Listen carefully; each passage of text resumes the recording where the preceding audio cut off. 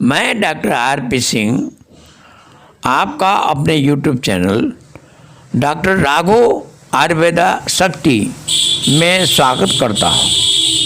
व्यक्ति के प्रकृति और कई कारणों के आधार पर चिकित्सा पद्धति निर्धारित की जाती है, इसलिए उचित औषधि और रोग के निदान हेतु उपयुक्त चीज़ों पर अवश्य विचार करें। हर्निया जीवन शैली से संबंधित विकार है। किसी मांसपेशी या ऊतक में छेद के माध्यम से अंदर का अंग उभर कर बाहर आने लगता है तो उसे हर्निया कहा जाता है। इस बीमारी में हर्निया वाली जगह एक उभार निकल आता है। शरीर के प्रभावित हिस्से के आधार पर हर्निया को विभिन्न प्रकार में वर्गीकृत किया गया है, जैसे कि वंक्षण, जघनास्थिक, नाभि और हाइटल हार्निया। अधिकतर हार्निया के मामलों में वंक्षण क्षेत्र में पेट की परत प्रभावित होती है। सूजन के कारण पेट की परत कमजोर हो जाती है, जिसकी वजह से मुलायम ऊतकों या हिस्सों में असामान्य उभार आने लगता है। खांसी, झुकने या भारी वजन उठाने की वजह से ऐसा हो सकता है। हार्निया के इलाज के लिए आयुर्वेदिक चिकित्सक तेल लगाने और पिंड स्वेद की सलाह देते हैं। हर्बल औषधियों के मिश्रण, आहार में उचित बदलाव, आंतों को स्वस्थ रखकर और तनाव में कमी लाकर हार्निया का इलाज किया जा सकता है। हार्निया के लक्षणों से राहत पाने के लिए करंज, सेन्ना, कुटज और हींग जड़ी बूटियों का प्रयोग किया जाता है। जड़ी बूटियों के अलावा हार्निया के इलाज के लिए विरेचन, स्नेहन और बस्तीकर्म लाभकारी होती है। हालांकि हार्निया रोग में मरीज को तुरंत अस्पताल में भर्ती कराने की जरूरत नहीं होती, लेकिन हार्निया को पूरी तरह से ठीक करने के लिए सर्जरी करवाना जरूरी होता है। सर्जरी के बाद लंबे समय तक रहने वाली सूजन को कम करने के लिए संतुलित आहार लेना चाहिए।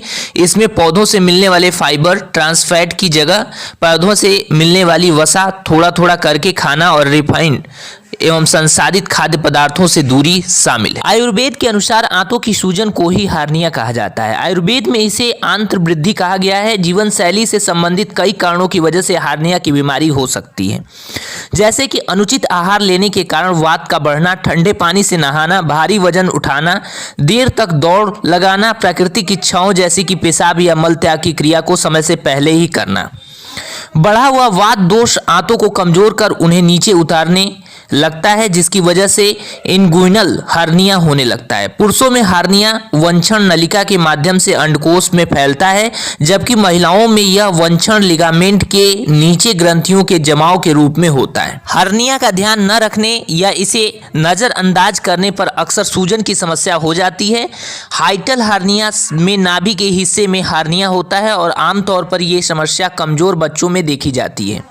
हार्निया के इलाज में विरेचन, स्नेहन, निरूह बस्ती और औषधियों का शरीर पर लगाने के साथ साथ जड़ी बूटियों का सेवन शामिल है।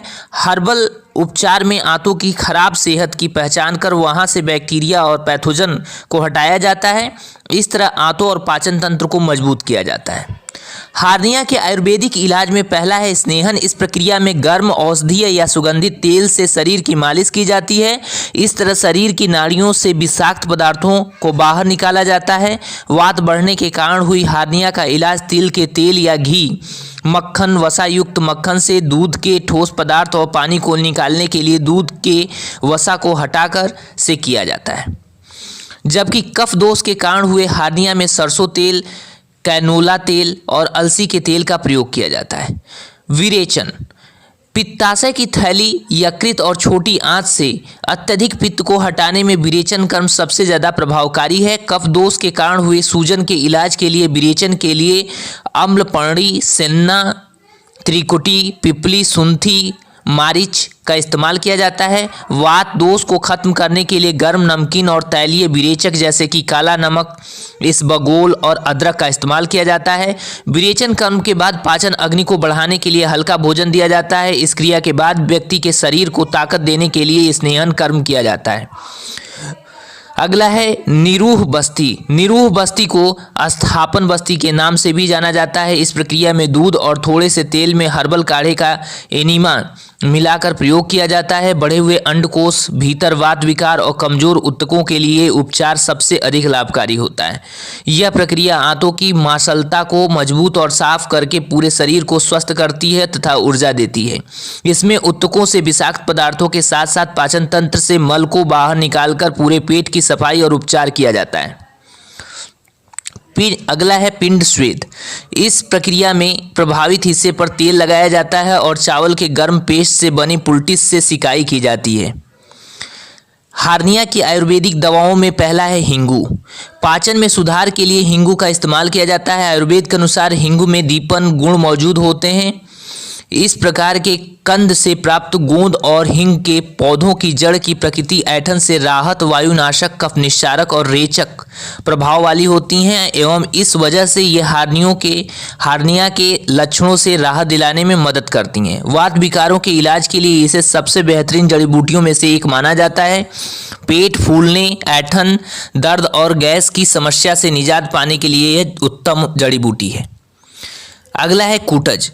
संकुचक, पेशी रोधी और कृमिनाशक गुणों से युक्त होने के कारण कई रोगों के इलाज में यह जड़ी बूटी लाभदायक है। ये भूख को बढ़ाती है और पाचन में सुधार कर हार्निया के इलाज में मदद करती है।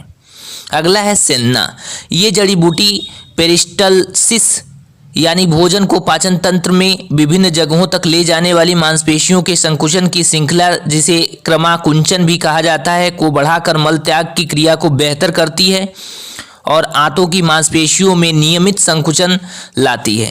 इससे हार्निया में होने वाली कब्ज की समस्या को भी दूर किया जा सकता है। मल त्याग की क्रिया को नियंत्रित कर मल के जमने के कारण पेट के भीतरी परतों पर बनने अत्यधिक दबाव को भी सेन्ना से खत्म किया जा सकता है।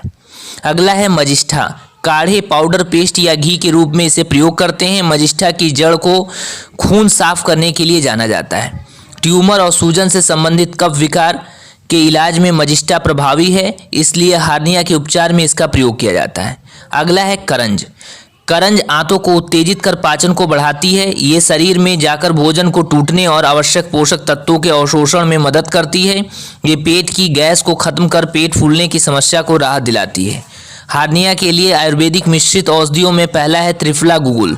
इसमें प्रमुख घटक के रूप में त्रिफला, त्रिकटु और गुगल मौजूद हैं। त्रिफला मिश्रण में पाचक, हल्के रेचक, आंतों के लिए शक्तिवर्धक, वायुनाशक, कफ निस्सारक और ऐंठन दूर करने वाले गुण होते हैं। ये सभी गुण मिलकर हार्निया के लक्षणों को दूर कर इस बीमारी का इलाज करते हैं। त्रिफला गुगुल में दर्द निवारक गुण भी होते हैं और ये हार्निया की सर्जरी के बाद होने वाले दर्द को भी नियंत्रित करने में उपयोगी है। अगला है गंधक रसायन। इस मिश्रण में गंधक, शुद्ध गंधक के साथ साथ दालचीनी, हरितकी और नागकेसर मौजूद होते हैं। ये रक्त धातु को साफ और सभी धातुओं की चयापचय अग्नि को नियंत्रित करता है। किसी दोष या धातु के घातक रूप से बढ़ने या असंतुलित होने पर विशेष रूप से इस औषधि को दिया जाता है। गंधक रसायन को वात और पित्त दोष शांत करने के लिए जाना जाता है। ये पाचन को बढ़ाता है एवं इसमें दीपन गुण मौजूद होते हैं। इस तरह ये पाचन में सुधार और आंतों के मांस पर पड़ रहे अत्यधिक दबाव को कम करता है। गंधक रसायन में दर्द निवारक गुण होते हैं और यह हार्निया की सर्जरी के बाद होने वाले दर्द को नियंत्रित करने में मदद करता है। आयुर्वेद के अनुसार हार्निया होने पर क्या करना चाहिए और क्या नहीं करना चाहिए, तो आप अपने आहार में सूजन रोधी और वात को कम करने वाले गुणों से युक्त जड़ी बूटियों एवं मसालों को शामिल करें। कभी कभी व्रत भी रख सकते हैं। अपने भोजन में पौधों से मिलने वाले फाइबर युक्त आहार को शामिल करें। 4 से 5 बार थोड़ा थोड़ा करके खाएं या कम खाने के साथ बीच बीच में स्नैक्स खाएं। भोजन में रसोनन यानी लहसुन, करेला, पर्सनिप और छोटे खीरे खाएं। क्या नहीं करना चाहिए, उसमें फलियां आदि खाने से बचें। तीखी, चरपरा, कसैला, सूखा और भारी भोजन का हार्निया की औषधियों पर दुष्प्रभाव पड़ता है, इसलिए इसका त्याग करें। उच्च प्रोटीन युक्त खाद्य पदार्थ बिल्कुल न खाएं क्योंकि इनकी वजह से सूजन हो सकती है। अत्यधिक मात्रा में चीनी और सिंपल कार्बोहाइड्रेट्स नहीं खाना चाहिए। ज़्यादा खाना न खाएं वरना इसकी वजह से हार्निया पर आवश्यक दबाव पड़ सकता है। धन्यवाद।